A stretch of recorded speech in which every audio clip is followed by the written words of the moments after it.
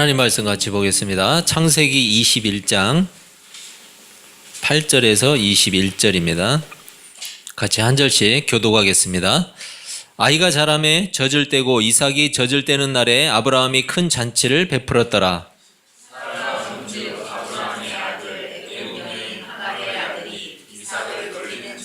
그가 아브라함에게 이르되 이 여종과 그 아들을 내쫓으라.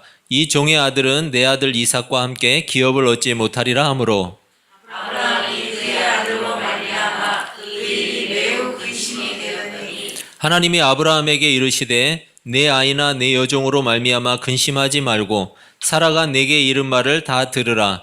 이삭에게서 나는 자라야 내 씨라 부를 것임이니라. 그러나 이 종의 아들도 내 신이 내가 그로 한 민족을 이루게 하리라 하신지라. 아브라함이 아침에 일찍이 일어나 떡과 물 한 가죽 부대를 가져다가 하갈의 어깨에 메어주고 그 아이를 데리고 가게 하니 하갈이 나가서 브엘세바 광야에서 방황하더니 가축에 물이 떨어진지라. 그의 자식을 감옥 덩굴 아래에 두고 이르되 아이가 죽는 것을 참아 보지 못하겠다 하고 화살 한 바탕 거리 떨어져 마주 앉아 바라보며 소리내어 우니 하나님이 그 어린 아이의 소리를 들으셨으므로 하나님의 사자가 하늘에서부터 하갈을 불러 이르시되 하갈아 무슨 일이냐 두려워하지 말라. 하나님이 저기 있는 아이의 소리를 들으셨나니 일어나 아이를 일으켜 내 손으로 붙들라. 그가 큰 민족을 이루게 하리라 하시니라. 하나님이 하갈의 눈을 밝히셨으므로 생물을 보고 와서 가죽 4개를 물을 쳐다가 그 아이에게 마시게 하였더라. 하나님이 그 아이와 함께 계심에 그가 장성하여 광야에서 거주하며 활 쏘는 자가 되었더니 그가 바란 광야에 거주할 때에 그의 어머니가 그를 위하여 애굽 땅에서 아내를 얻어 주었더라. 아멘. 여러분 같이 한번 인사하시죠. 네, 앞뒤 바라보시면서 네, 반갑습니다. 우리 임정숙 집사님이 오셨어요. 네, 네, 네, 몸도 많이 좋아지신 것 같고 이제 목에 있는 것만 이제 떼내면은 많이 더 좋아질 줄로 믿습니다. 네, 제가 열심히 기도해서 완전히 깨끗하게 완쾌되었으면 좋겠습니다. 여러분 그 기독교가 가진 두드러진 특징 중 하나는 구원의 조건을 인간에게 두지 않는다는 거예요. 여러분 많은 종교를 보세요. 많은 종교를 보면 대부분의 종교가 자신들의 노력에 의해서 아니면 자신들이 뭔가를 쌓아가는 그 공덕에 의해서 이루어가는 게 많아요. 특히나 불교가 그렇죠. 그런데 기독교는 구원의 조건을 인간에게 두지 않는다는 거예요. 쉽게 말해서 기독교의 구원, 즉 천국은 인간의 노력으로 갈 수 있는 것이 아니라는 말이에요. 구원은 오직 하나님의 주권적인 역사로만 가능한 거죠. 하나님의 말씀인 성경은 줄기차게 그것에 대해서 설명을 하고 있어요. 천국에 대해서 그리고 인간의 구원에 대해서 그것에 대해서 계속해서 이야기를 하고 있어요. 그런데 어떤 사람들은 구원에 대한 성경의 관점을 전혀 이해하지 못한 채로 성경을 봐요. 그래서 그들은 여전히 자신들의 힘으로 구원을 받아보겠다고 열심히 노력을 해요. 자기 힘으로 받아보겠다고. 그런데 그들이 구원을 위해서 하는 노력의 대부분은 뭐냐면 윤리적인 부분이에요. 윤리적인 부분. 여러분 윤리적인 사람이 되기 위해서 노력하는 것은 좋은 일인가요? 나쁜 일인가요? 예? 다시 한번. 윤리적인 사람이 되기 위해서 내가 노력하는 것, 그게 좋은 일이에요? 나쁜 일이에요? 좋은 일이죠. 예. 대답을 하시면 더 좋은데. 여러분 특별히 우리 그리스도인들은 세상 속에서 윤리적인 모범이 되어야 돼요. 전에는 그렇지 않았을지라도, 내가 전에는 그런 사람이 아니었을지라도 이제는 그런 사람이 되어야 돼요. 그렇지만 여러분 우리가 명심할 게 있어요. 윤리적으로 깨끗하다고 해서 구원의 조건을 갖춘 것은 아니에요. 하나님을 섬기지 않는 사람 중에도 윤리적이고 바른 사람이 얼마든지 많아요. 그렇죠? 여러분 주변에 돌아보세요. 교회 다니지 않고 하나님 믿지 않는 사람 중에도 윤리적이고 바른 사람들 아주 많아요. 반대로 하나님을 섬긴다고 말하는 사람 중에도 비윤리적인 사람들이 많아요. 이것은 무엇을 이야기하는 거냐면 인간의 윤리가 구원의 조건이 될 수 없음을 증명하는 거예요. 어떤 사람들은 목사가 저렇게 나쁜 짓 하고도 천국 갈 수 있냐고 물어봐요. 장로라는 사람이 그리고 믿는다는 사람이 저렇게 살아도 천국에 갈 수 있냐고 물어봐요. 여러분 제발 안 물어봤으면 좋겠어요. 저도 몰라요. 진짜로 몰라요. 이 문제는 우리가 추측하거나 결정할 수 있는 문제가 아니기 때문이에요. 여러분 제가 구원을 결정할 수 있나요? 없잖아요. 하지만 적어도 이것만은 확실하게 제가 말씀드릴 수 있어요. 교회 안에도 그 사람이 목사든 장로든 집사든 유사 그리스도인이 있다는 사실이에요. 이것만큼은 확실하게 제가 말씀드릴 수 있고 알 수 있어요. 그 열매를 보면 알 수 있죠. 마태복음 13장에서는 그 가짜 그리스도인을 뭐라고 표현하는지 아세요? 가라지라고 표현하고 있어요. 마태복음 13장을 한번 우리 같이 교독을 한번 해보겠습니다. 앞에 말씀이 뜨기 때문에 제가 먼저 읽겠습니다. 한 절씩 교독하겠습니다. 예수께서 그들 앞에 또 비유를 들어 이르시되 천국은 좋은 씨를 제 밭에 뿌린 사람과 같으니 사람들이 잘 때에 그 원수가 와서 곡식 가운데 가라지를 덧뿌리고 갔더니 싹이 나고 결실할 때에 가라지도 보이거늘 집주인의 종들이 와서 말하되 주여 밭에 좋은 씨를 뿌리지 아니하였나이까. 그런데 가라지가 어디서 생겼나이까. 주인이 이르되 원수가 이렇게 하였구나. 종들이 말하되 그러면 우리가 가서 이것을 뽑기를 원하시나이까? 주인이 이르되 가만두라. 가라지를 닦다가 곡식까지 뽑을까 염려하노라. 같이 읽습니다. 둘 다 추수 때까지 함께 자라게 두라. 추수 때에 내가 추수꾼들에게 말하기를 가라지는 먼저 거두어 불사르게 단으로 묶고 곡식은 모아 내 곡간에 넣으라 하리라. 아멘. 여러분 이 마태복음 13장에서는 그 유사 그리스도인, 가짜 그리스도인을 가라지로 표현을 했어요. 여러분 보세요. 뭐라고 하냐면 주여 밭에 좋은 씨를 뿌리지 아니하였나이까? 그런데 가라지는 어디서 생겨났나이까? 이 소리가 저한테는 이렇게 들려요. 하나님, 왜 이렇게 교회가 믿는 사람이 이 모양이죠? 이렇게 들려요.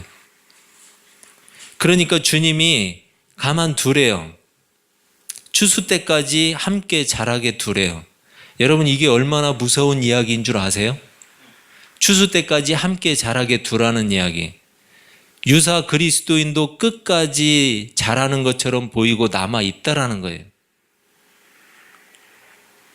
여러분 말씀에 두려움을 가지시기를 바랍니다. 왜냐하면 우리의 구원의 문제는 우리가 해결할 수 있는 문제가 아니기 때문이에요. 내가 그리스도인으로 살 수 있을 때 그리고 열매를 낼 수 있을 때 내야 되는 거예요. 그 열매가 나의 구원의 증거예요. 여러분 우리는 다 알곡되시기를 바랍니다. 아멘. 여러분 왜 그리스도인이 윤리적이어야 할까요? 왜 바르게 살아야 할까요? 그걸로 구원받으려고요? 그렇지 않아요. 우리의 윤리는 구원의 조건이 될 수 없어요. 하나님이 뿌리신 좋은 씨앗이기 때문에 당연히 좋은 곡식으로 자라는 것뿐이에요. 여러분 우리는 하나님이 뿌리신 좋은 씨앗이에요. 그러니까 좋은 곡식으로 자랄 수밖에 없는 거예요. 그런데 우리가 나쁜 열매를 내면 안 되겠죠. 좋은 씨앗으로 뿌렸는데. 여러분 벽시로 지금 모내기 지금 한창 하고 있죠. 벽시로 모종을 키워서 모내기를 하면 거기서는 뭐가 나오죠? 벼가 자라는 거예요. 벼가 자라서 쌀 곡식을 수확하게 되죠. 여러분 벽시로 뿌려서 모종을 키워서 그거로 모내기를 했는데 거기에서 보리가 나오나요? 그렇지 않잖아요. 마찬가지로 좋은 곡식의 씨앗이 가라지가 되는 일은 절대로 없어요. 좋은 곡식으로 자라가는 과정 중에 있는 게 우리 눈에 가끔 보이기는 하죠. 실수도 하고 비바람도 불고 넘어지기도 하고 가뭄이 오기도 하고 그럴 수는 있지만 좋은 곡식의 씨앗이 가라지가 되는 일은 절대로 없어요. 곡식은 본래 곡식인 것이고 가라지는 본래 가라지일 뿐이에요. 따라서 우리가 하나님의 좋은 씨앗이라면 마땅히 좋은 곡식으로 살아가야 되는 거죠. 그래서 기독교인은 윤리적이어야 되는 거예요. 하나님이 정하신 구원의 유일한 조건은 바로 예수 그리스도예요. 다른 것은 없어요. 예수 그리스도 외에는 없어요. 구원의 조건이. 택하신 자들의 모든 죄를 대신 짊어지신 분이 예수 그리스도예요. 우리 대신 십자가에서 죽으시고 그리고 죄의 형벌을 다 받으심으로써 죄의 문제를 완전하게 해결하셨어요. 여러분, 죄의 최종 형벌이 뭐죠? 지옥이잖아요. 지옥이에요. 예수님이 그 영원한 사망, 지옥의 문제를 본인 스스로 해결하신 거예요. 예수님이. 그렇게 사망의 형벌을 다 받으신 예수님이 하나님의 권능으로 다시 살아나셨어요. 그게 부활이에요. 여러분, 지옥의 형벌까지도 예수님이 다 받으시고 해결하신 거예요. 그냥 공짜로 얻어진 게 아니에요. 구원이. 그리고 이러한 예수님의 부활은 마지막 날에 있을 모든 성도의 부활을 약속하고 있는 거예요. 하나님의 택하심을 입은 사람은 바로 이 사실을 우리 가운데 받아들임으로써 구원의 확증을 받는 거예요. 이것을 우리는 믿음이라고 하죠. 그리고 믿음은 신자 안에 있는 죄를 거부해요. 여러분, 우리 안에 믿음이 들어오면 우리 안에 있는 죄가 거추장스러워지고 불편해져요. 내가 신자임에도 불구하고 내 안에 있는 죄악이 불편해지지 않는다면 여러분, 하나님 앞에 통곡하면서 회개해야 돼요. 내가 하나님의 믿음이 들어왔고 내 안에 성령이 계시는데 내 안에 있는 죄가 너무나 자연스럽다? 내 안에 있는 죄가 전혀 불편하지 않다? 여러분, 우리는 회개해야 돼요. 그래서 참된 그리스도인은, 참된 신자는 끊임없이 변화의 삶을 살게 되어 있어요. 그게 바로 성화라는 거예요. 구원에 있어서 인간이 기여할 수 있는 것은 아무것도 없다는 사실을 지금 말씀드리고 있는 거예요. 구원의 조건은 인간에게 있지 않다. 바로 이런 시각을 가진 채 오늘 본문을 읽어야 돼요. 이런 시각을 가지고. 그래야 본문이 이해가 돼요. 하나님의 능력으로 아브라함과 사라는 이삭이라고 하는 아들을 낳았어요. 그리고 이삭이 자라서 젖을 떼는 날에 아브라함이 큰 자치를 베풀었대요. 여러분, 과거에 우리나라도 그랬지만 이 고대 당시 환경을 한번 생각해 보세요. 어린아이들이 얼마나 많이 죽었겠어요. 그렇죠? 유아 사망률이 엄청나게 높았을 거예요. 그렇기 때문에 지금은 누가 백일잔치 안 하죠. 우리나라도. 그렇지만 과거에는 어때요? 50년대, 60년대까지만 해도 유아 사망률이 높았잖아요. 우리나라도. 그래서 100일이 되면 그것을 기뻐하면서 축하해 주었죠.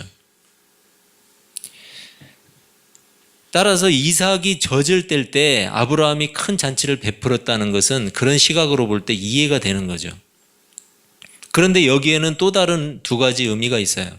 먼저는 뭐냐면 하나님께서 주신 언약의 아들이 생존하게 된 것에 대한 의미가 있어요. 하나님이 주신 언약의 아들이 생존했다는 거예요. 거기에 대한 기쁨의 표현이에요.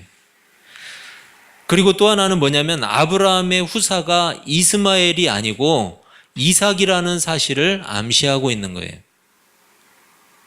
아마도 이스마엘이 이런 사실을 의식했을 거예요.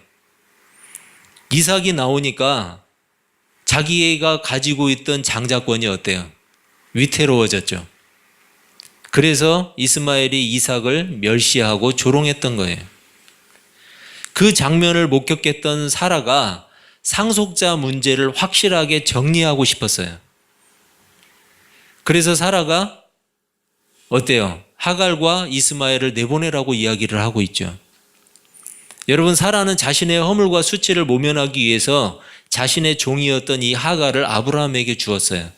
그리고 그 하갈을 통해서 이스마엘이 나왔어요. 그런데 지금 아브라함이 이스마엘을 후계자로 생각하고 있었을 것인데 이제 누가 생겼어요? 이삭이 나와버렸어요. 본문 10절에서는 10절을 보면 사라가 하갈에 대해서 이 여종이라는 표현을 사용하고 있어요. 여러분, 하갈이라는 이름을 불러주지 않아요. 이 여종이라는 표현을 사용하고, 그리고 이스마엘에 대해서도 그 아들, 즉 뭐냐면 여종의 아들임을 강조를 하고 있어요. 의도적으로 이런 표현을 사용하고 있는 거죠. 사라는 아브라함에게 그들을 내보내라고 강력하게 요청을 해요. 여러분, 사라가 좀 비정한 사람 같죠? 이 매몰차게 내쫓잖아요. 그렇지만 사라의 요청은 정당한 거예요. 왜냐하면 하나님은 사라의 몸을 통해서 나오는 아들이 아브라함의 상속자가 될 것을 이미 말씀하셨어요. 그렇기 때문에 그 요청은 정당한 거예요. 비록 여종을 통해서 얻은 아들이지만 아브라함에게는 어때요? 굉장히 귀한 아들이잖아요. 얼마나 귀하겠어요. 그래서 하갈과 이스마엘을 내보내는 일이 쉬운 일이 될 수가 없었죠. 고민해요. 고민하니까 오늘 본문 12절을 보면 나오는데, 하나님은 이 고민하고 있던 아브라함에게 찾아가셔서 이삭이 아브라함의 실질적인 상속자가 될 것을 다시 한번 확인시켜주고 있어요. 여러분, 할 수 없잖아요. 아브라함은 할 수 없이 하갈과 이스마엘을 내보냈어요. 그런데 14절의 표현을 보면, 그들을 내보내는 이 장면을 보면 너무 야박해요.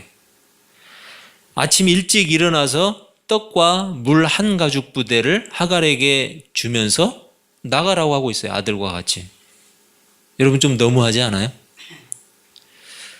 지금 우리 정서로 한번 생각해 보세요. 너무 야박하고 매정하잖아요. 그래도 자기 아들인데, 자기 아들을 낳아준 여인인데, 아무리 그래도 친아들인데 그 아들을 지금 광야로 내몰고 있어요. 여러분, 가축도 좀 챙겨주면 좋잖아요. 가축도 좀 챙겨줘서 앞으로 먹고 살 일도 좀 해결해주고. 부모라면 그렇게 하지 않을까요?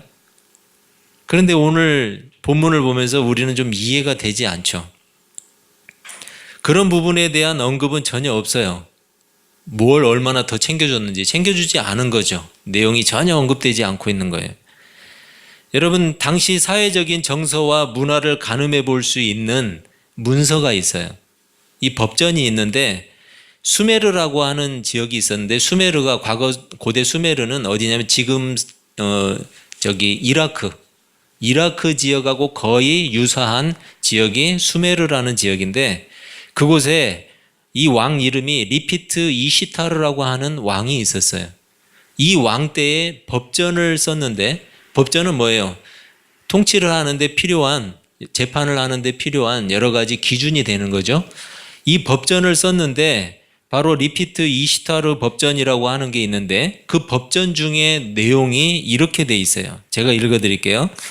만약 어떤 이가 부인과 결혼을 하고 그녀가 아이를 낳고 같이 사는데, 노예가 주인을 위해 아이를 낳았지만 그의 아버지가 노예와 그녀의 아이에게 자유를 주면, 노예의 아이들은 그들의 이전 주인의 아이들과 재산을 나누어 가지지 않을 것이다. 여러분, 이 법전을 통해서 당시 그쪽의 문화와 어떤 생활의 환경들을 알 수가 있는 거죠. 추측할 수 있는 거죠. 당시 풍습으로 볼 때 아브라함의 행동이 특별히 잘못되지 않았다라는 거예요. 아브라함은 하갈에게 뭘 줬어요? 자유를 줬어요. 종이잖아요. 종은 주인에게 있어야 되잖아요. 그런데 지금 내보내는 것은 자유를 준 거예요. 자유를 주었기 때문에, 아들과 함께 내보냈기 때문에 아브라함의 조치는 이렇게 우리가 해석할 수 있어요. 이스마엘이 이삭과 더불어서 상속자가 될 수 없다. 이것을 지금 결정짓는 자리예요. 아브라함의 진정한 상속자가 누구인지를 결정하고 있는 거예요. 하나님은 이스마엘을 통해서도 한 민족을 이루게 하실 것을 약속하셨어요. 비록 아브라함의 상속자가 되지는 못했지만 이스마엘은 죽어가는 상황 속에서 하나님의 돌보심을 받게 돼요. 여러분, 이 이스마엘이라는 이름 자체가 바로 그래요. 쉐마라고 하는 듣다라는 말과 엘로힘이라고 하는 하나님의 그러한 합성어예요. 그래서 쉐마엘인데 샤마엘, 이스마엘. 이스마엘이 바로 하나님이 들으신다라는 뜻이에요. 여러분, 이들의 소리도 하나님이 들으셨어요. 하나님은 모든 사람의 소리를 들으세요. 그 고통을 들으시는 분이에요. 하나님은 오늘 본문을 통해서 누가 상속자인가를 분명하게 보이고 계세요. 아들을 갖지 못했던 사라가 자신의 종 하갈을 아브라함에게 줌으로써 얻은 아들이 이스마엘이에요. 여러분, 무슨 이야기냐면 이스마엘은 인간적인 노력의 산물이라는 거예요. 자기 스스로 노력해서 얻은 아들이 이스마엘이에요. 하지만 이삭은 하나님의 약속에 의해서 얻게 된 아들이에요. 그것도 아브라함과 사라의 상황으로는 도저히 불가능한 일이었어요. 이미 아브라함은 아이를 가질 수 없는 상태였어요. 사라도 마찬가지로 아이를 가질 수 있는 태가 닫힌 여인이었어요. 그 불가능한 상태에서 하나님이 개입하심으로써 이삭이 나오게 된 거예요. 여러분, 무슨 말이에요? 이삭은 순전히 하나님의 의도에 따라서 얻게 된 약속의 아들이라는 거예요. 인간의 개입은 전혀 없어요. 완전한 하나님의 역사하심으로 이삭이 나오게 됐어요. 여러분, 이스마엘과 이삭을 한번 보세요. 이스마엘은 인간의 노력의 산물이에요. 이삭은 인간의 노력이 전혀 들어가 있지 않아요. 100% 순수하게 하나님의 개입에 의해서 얻어진 아들이, 약속의 아들이 이삭이라는 거예요. 우리는 이삭과 이스마엘의 차이를 통해서 신앙의 원리를 알 수 있어요. 우리가 서두에서 정리해 본 것처럼 구원의 조건은 인간에게 있지 않다라는 거예요. 창세기의 1차 독자인 이스라엘 백성들을 한번 생각해 보세요. 이들은 이삭과 이스마엘의 이야기를 통해서 어떤 생각을 가졌을까요? 아마도 자신들의 정통성에 대해서 생각을 했을 거예요. 자신들이 어떻게 해서 이루어진 민족인가? 여러분, 어떻게 해서 이루어졌어요? 아브라함과 이삭을 통해서, 그 후손을 통해서 나온 형성된 민족이에요. 그렇다면 이 형성된 민족은 순수하게 누구에 의해서 만들어진 거예요? 하나님에 의해서. 인간의 노력으로 이루어진 민족이 아니라는 거예요. 왜냐하면 이삭이 100% 하나님의 약속에 의해서, 하나님의 개입에 의해서 나온 아들이기 때문에 그를 통해서 이루어진 이스라엘 민족은 100% 하나님에 의해서, 약속에 의해서 이루어진 민족이에요. 이스라엘 민족들은 이 마음을 뼛속 깊이 가지고 있는 거예요. 지금 이스라엘 말고요. 전능하신 하나님의 능력으로 태어난 이삭이 바로 자신들의 조상이라는 것을 자부심으로 갖고 있었을 거예요. 하나님이 우리의 주인이시다. 하나님만이 우리를 이루실 수 있는 분이다. 이러한 생각이 강했던 사람들이 바로 과거 이스라엘 사람들이었어요. 지금 자신들이 아브라함과 이삭의 자손으로 존재할 수 있는 것은 하나님의 전적인 은혜라는 사실을 가지고 살았던 거예요. 그게 이스라엘이 가지고 있는 은혜라는 거예요. 그리고 애굽 땅에서 이루어진 구원, 애굽 땅에서 벗어나게 된 구원 역시 하나님의 능력이 아니고는 불가능한 일이라는 사실을 다시 한번 생각하게 되었을 거예요. 여러분, 우리가 어떻게 이루어진 사람들이죠? 하나님의 은혜가 아니고는 이루어질 수 없는 사람들이에요. 하나님의 은혜가 아니고는 우리의 구원은 이루어질 수 없는 일이에요. 아울러서 하나님의 뜻을 알지 못한 채 인간적인 방법과 인간적인 노력을 기울이는 일이 얼마나 어리석고 부질없는 일인지를 생각하게 할 수 있는 거예요. 여러분, 우리가 어떻게 하나님의 자녀가 되었죠? 여러분, 어떻게 하나님의 자녀가 되셨어요? 혹시 하나님의 자녀가 되기 위해서 열심히 노력하신 분 계신가요? 또 그렇게 노력한다고 해서 하나님의 자녀가 될 수는 있을까요? 여러분, 신분증과 자격증의 차이를 아시죠? 원칙적으로 신분은 내 능력이나 선택에 의해서 이루어지지 않아요. 신분은 소속에 의해서 결정되는 거예요. 여러분, 우리의 부모님이 있죠? 내가 그 부모님에게서 나오고 싶다고 나오신 분 계세요? 없잖아요. 여러분이 대한민국 국민이 되시고 싶어서 되셨나요? 그런 적 없으시죠? 그렇다면 조금 부강한 나라로 갔을 텐데, 저 유럽이나 살기 좋은 스위스나 뭐 이런 데로. 여러분, 남원고등학교에 다니고 있는 제 아들은 학생증을 가지고 있어요. 그런데 저는 없어요. 왜냐하면 저는 남원고등학교 학생이 아니거든요. 여러분, 신분은 소속을 말하는 거예요. 내가 소속되고 싶다고 되는 게 아니에요. 예수 그리스도께 소속된 사람들을 그리스도인이라고 불러요. 자격이 아니에요. 신분이에요. 반면 자격은 자신의 능력으로 얻게 돼요. 여러분, 운전면허증은 자격증이에요. 그렇죠? 자동차를 운전할 수 있는 자격이 주어지는 거죠. 여러분이 아무리 오랫동안 경찰청 민원실에 앉아 있어도 운전면허증 주지 않아요. 아무리 오랫동안 앉아서 때를 써도 안 줘요. 운전면허증을 따려면 운전학원에 가서 열심히 연습하고 노력해서 자신의 실력으로 취득해야 돼요. 여러분, 자격증은 자신의 실력으로 취득하는 거예요. 그렇지만 신분은 자신의 실력으로 취득되는 게 아니에요. 하나님의 구원은 자격증입니까? 신분증입니까? 신분증이에요. 그래서 하나님의 구원은 자신의 능력이나 실력으로 얻을 수 없어요. 하나님의 구원은 신분을 갖게 되는 일이에요. 자신의 능력과는 아무 관계가 없다라는 거예요. 구원을 이루신 예수님께 소속되는 것이 바로 하나님의 구원이에요. 아브라함과 사라에게 출산할 수 있는 가능성은 제로였어요. 하지만 하나님은 아브라함과 사라에게 출산의 능력을 주셔서 이삭을 주셨어요. 그래서 이삭은 아브라함의 자손이라는 소속과 신분을 갖게 되었어요. 하지만 그것을 가능하게 하신 분은 하나님이세요. 우리 그리스도인들의 구원이 마치 이와 같아요.